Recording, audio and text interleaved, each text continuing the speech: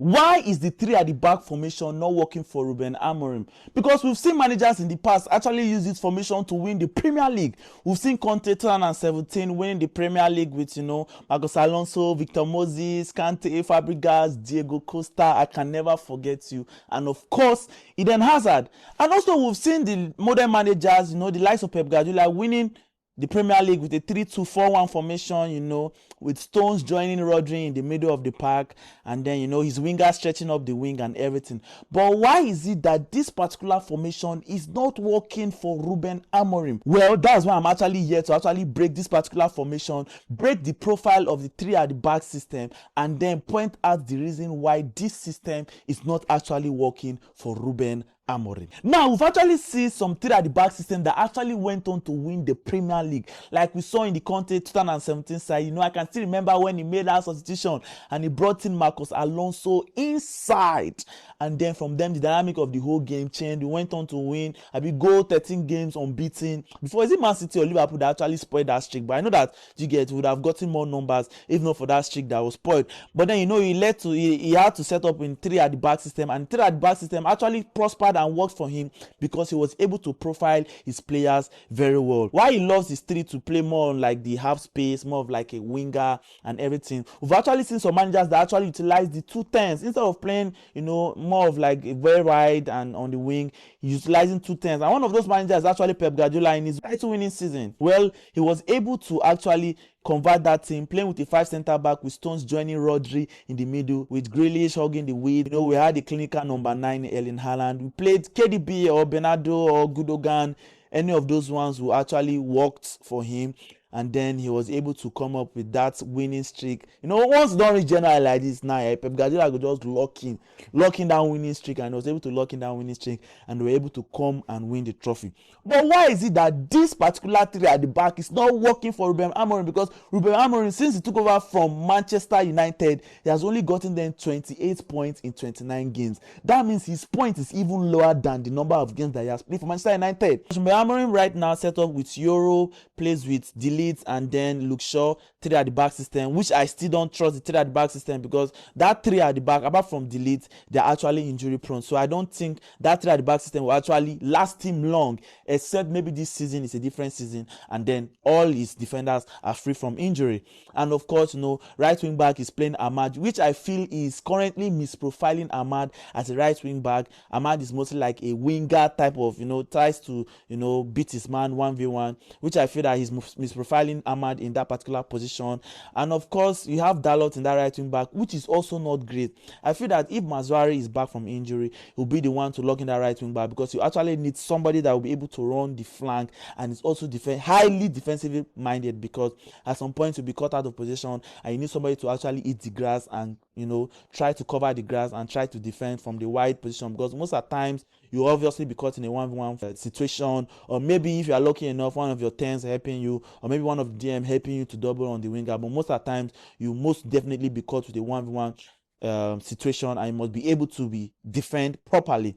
And then, apart from that, they also have left wing back, Dogo. They have 2-10s, which are very, very creative. Either they use Mount there, or they use Cunha there, or they use Mboimo there. Both of them, three of them are actually very, very, very creative playmakers. In the Fulham game, Mboimo was able to create 3 chances. Mount was able to create 2 chances, and I think Cunha was able to create 1 chance for himself. Now, the main problem of Ruben Amorim is his 2 CM at the middle.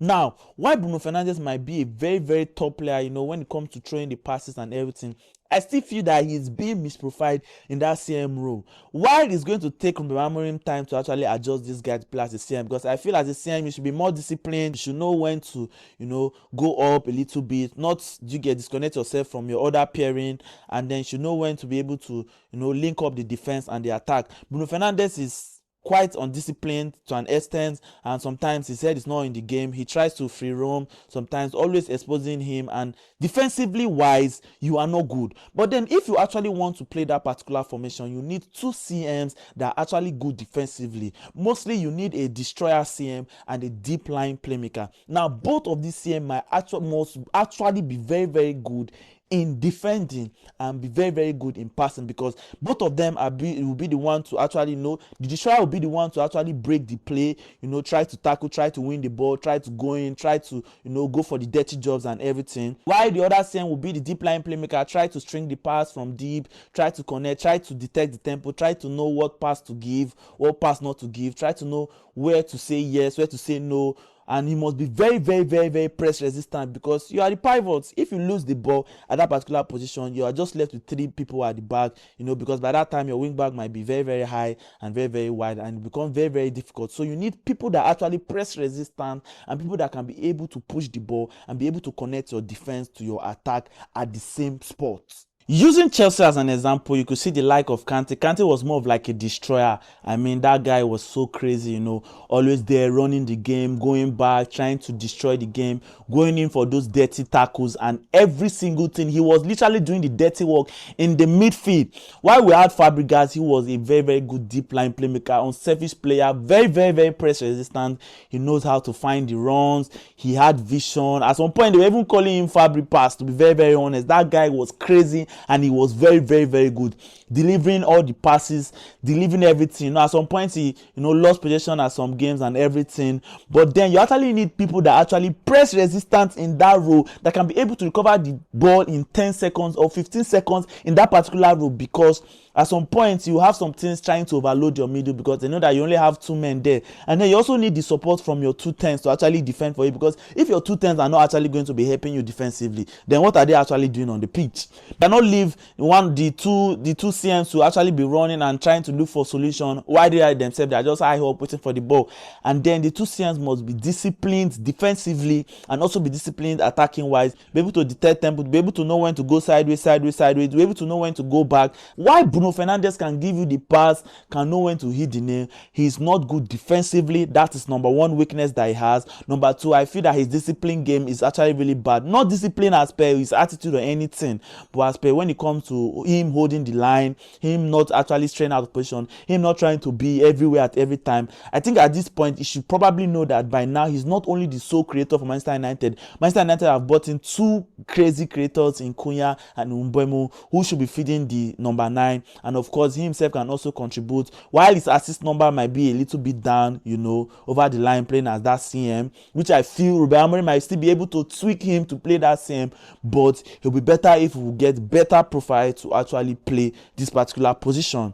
And then the destroying position, we had Kante, had Rodri playing that destroying position, everybody trying to squeeze in Man City, and of course we had Kante going for the dirty tackles. Why Casemiro can be able to do that at this point in time, but his age and the intensity of the game has grown past him. Know when to actually string the pass sometimes gives to the opponent, sometimes his tackling game. So I just feel that age and everything, we just need a young blood.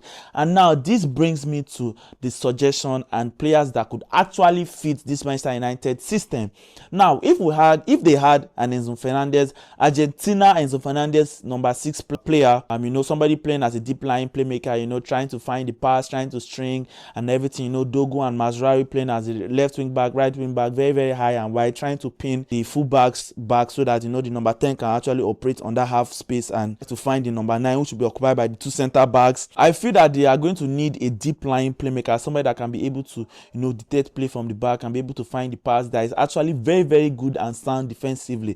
If you watch Enzo Fernandez in Argentina, you see that he's actually a very, very, he intercepts, he tries to go for the tackles.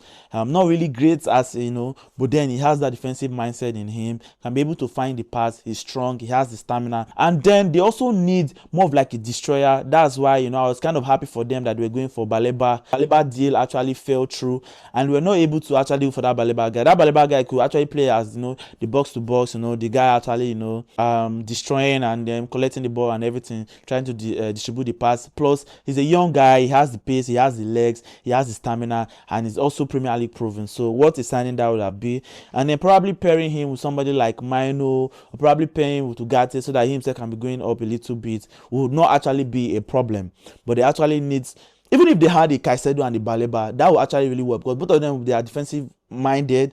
Caicedo at some point can play as a box to box, can be a little bit high, but can be able to win the games, can be able to tackle for you when needed. Or Baleba can even be the one that can play the box to box, can be very, very high, be able to win the game, trying to find the pass, very, very physical and very, very, very strong. and can be able to get to this.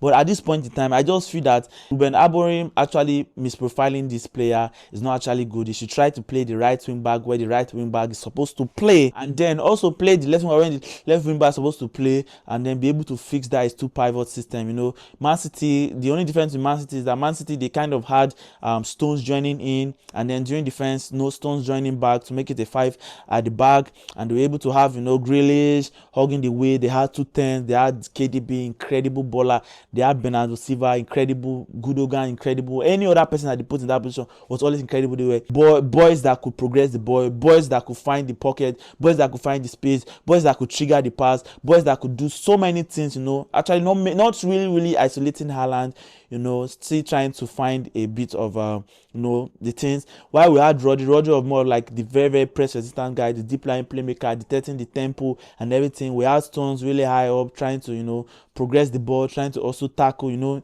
he's a defender, he has that defensive ability to tackle, defensive ability to read the game, and was still able to read the game from that particular position. So I just feel that if Ruben Amorim will actually sit down to actually fix this particular issue in this team, then Manchester United will be able to win, not only win games, to actually be able to, you know, compete for titles this season. So guys, make sure you follow me, and of course like my video. I'm going to be sharing more insights like this on this channel. And of course, if you are a new person watching this channel, do well to subscribe to my channel, like. You can also check my shorts. I post crazy reactions over here, and it's all good, it's all love, and it's all football over here.